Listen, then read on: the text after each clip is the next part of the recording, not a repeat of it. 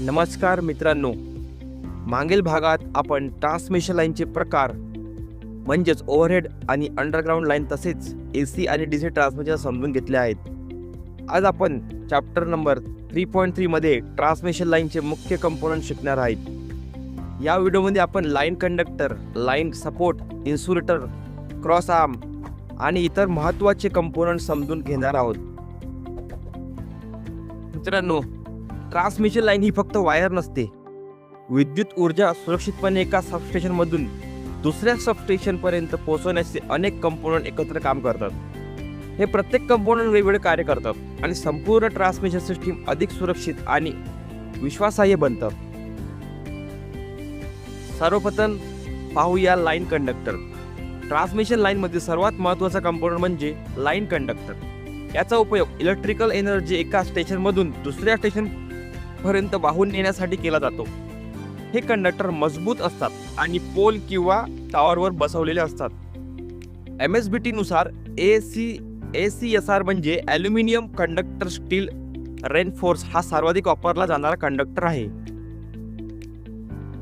Line support म्हणजे pole किंवा tower.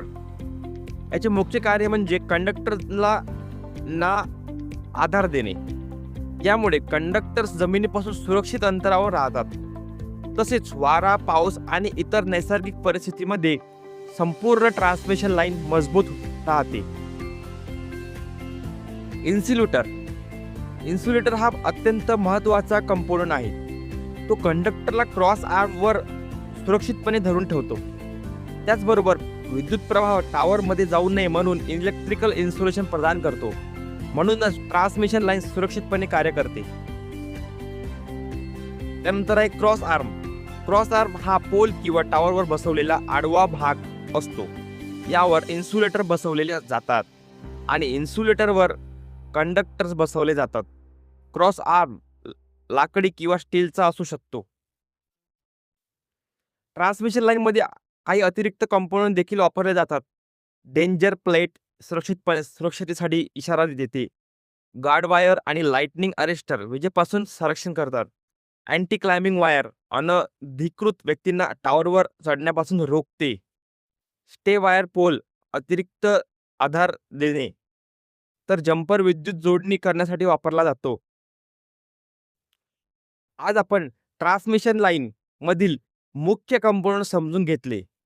यामध्ये लाईन कंडक्टर किंवा line support, insulator, cross arm आणि इतर कंपोनंट याचे कार्य समजले. पुढील भागात आपण type of line supports, types of insulator आणि टाइप ऑफ कंडक्टर सविस्तर शिकून घेणार आहोत.